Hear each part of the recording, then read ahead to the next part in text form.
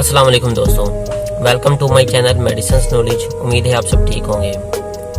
दोस्तों, आजकल के बच्चे अपना खाना ठीक तरह से नहीं खाते, जिसकी वजह से उनकी हाइट बहुत ज़्यादा कम हो जाती है और वो बहुत ज़्यादा कमज़ोर हो जाते हैं और पेरेंट्स अक्सर परेशान रहते हैं क्योंकि उनकी ग्रोथ सही तरह से नहीं होती और वो कमज़ोर हो जाते हैं। तो दोस्तों, आज मैं आपके लिए एक ऐसा सिरप लाया हूँ जो कि बच्चों की ग्रोथ के लिए बहुत ज़्यादा बेनिफिट है।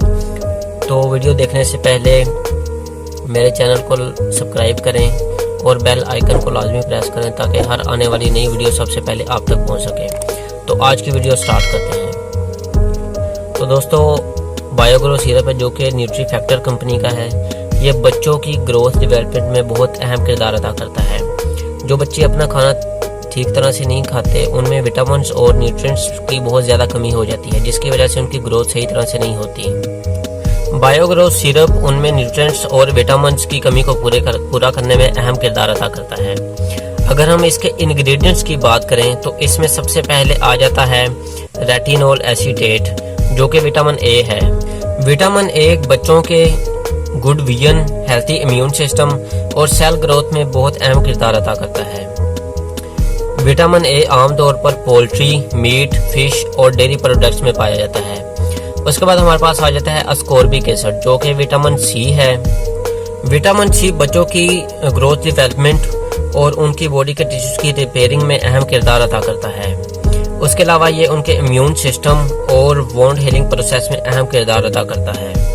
इसके अलावा ये बच्चों की कार्टिलेज, बोन्स और टीथ को मजबूत करने में भी अहम किरदार अदा करता है। उसके बाद हमारे पास आ जाता है कुल्ली कैल्सीफेरोल, जो कि विटामिन D3 है। विटामिन D3 बॉडी को कैल्शियम अब्जॉर्ब करने में अहम किरदार अदा करता है। ये बच्चों की कमज़ोर हड्डियों को मजबूत करता है, जो कि विटामिन की कमी की वजह से बहुत ज़्यादा कमज़ोर हो जाती हैं। उसके बाद हमारे पास आ जाता है टोकोफेरोल एसीटेट, जो कि विटामिन ई है।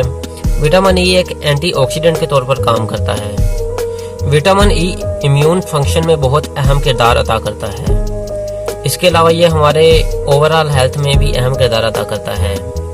विटामिन ई भी बच्चों की ग्रोथ डेवलपमेंट में बहुत अहम है। उसके बाद हमारे पास आ जाता है थियामीन, जो कि विटामिन B1 है। हमारी बॉडी कार्बोहाइड्रेट्स को एज अ एनर्जी यूज़ करता है। विटामिन B1 उस प्रोसेस में अहम किरदार अदा करता है। इसके अलावा विटामिन B1 नर्व मसल्स के लिए बहुत ज़्यादा बेनिफिट है। ये भी बच्चों की ग्रोथ डेवलपमेंट में अहम किरदार अदा करता है। उसके बाद हमारे पास आ जाता है रिबोफ्लाविन, जो कि विटामिन B2 है। विटामिन B2 बच्चों की ग्रोथ डेवलपमेंट और ओवरऑल हेल्थ में अहम किरदार अदा करता है। जब बच्चों की बॉडी कार्बोहाइड्रेट्स, प्रोटीन्स और फैट्स को तोड़कर एनर्जी में चेंज करती है, इस वक्त विटामिन B2 बहुत अहम किरदार अदा करता है। उसके बाद हमारे पास आ जाता है नियासिन, जिसमें विटामिन B3 है। विटामिन B3 भी बच्चों की ग्रोथ डेवलपमेंट के लिए बहुत ज़्यादा ज़रूरी है। ये भी बच्चों की हड्डियों को मजबूत करता है और उनमें विटामिन B3 की डेफिशिएंसी को कंट्रोल करता है। उसके बाद हमारे पास आ जाता है कैल्शियम पैथोथिनेट, जो कि विटामिन B5 है। विटामिन B5 भी बच्चों की हड्डियों को मजबूत करता है और उनकी ग्रोथ बढ़ाने में अहम किरदार अदा करता है। उसके बाद हमारे पास आ जाता है पायरिडोक्सिन, जो कि विटामिन B6 है। विटामिन B6 बच्चों के इम्यून सिस्टम और उनके ब्रेन के लिए बहुत ज़्यादा फ़ायदेमंद है। विटामिन B6 भी बच्चों की ग्रोथ के लिए बहुत ज़्यादा बेनिफिट है। उसके बाद हमारे पास आ जाता है folic acid. Folic acid body में न्यू सेल्स को बनाता है और उनको मेंटेन रखने में अहम किरदार अदा करता है। ज़्यादा सेल्स बनने की वजह से ग्रोथ में इजाफा होता है, इसलिए फोलिक एसिड भी ग्रोथ डेवलपमेंट के लिए बहुत ज़्यादा बेनिफिट है। उसके बाद हमारे पास आ जाता है साइनोकोबाल्मिन, जो कि विटामिन B12 है। साइनोकोबाल्मिन लेबोरेटरी में तैयार किया जाता है, ये कुदरती तौर पर नहीं पाया जाता।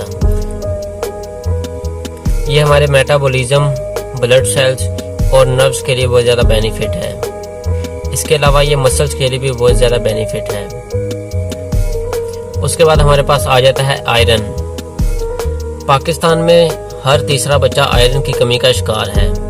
आयरन की कमी की वजह से बच्चे सुस्त हो जाते हैं और उनकी ग्रोथ डेवलपमेंट सही तरह से नहीं हो पाती। इसलिए आयरन भी हमारी ग्रोथ डेवलपमेंट के लिए बहुत ज़्यादा ज़रूरी है। इसके अलावा ये एनर्जी और फोकस के लिए भी बहुत ज़्यादा ज़रूरी है।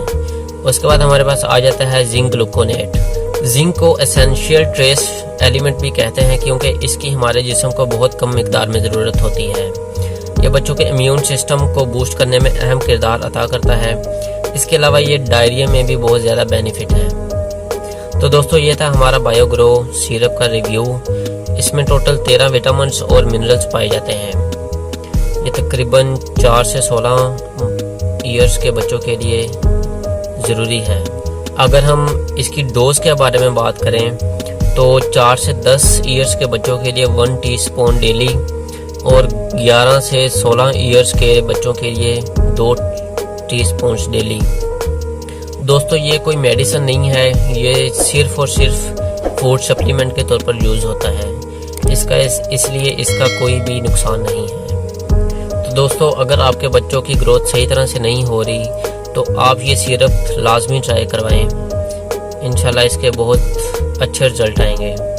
आपको ये मार्केट में इजीली मिल भी जाएगा और इसकी प्राइस भी बहुत ज़्यादा मुनासिब है। 450 रुपये इसकी कीमत है और ये तकरीबन हर फार्मेसी और मेडिकल स्टोर से आपको मिल जाएगा।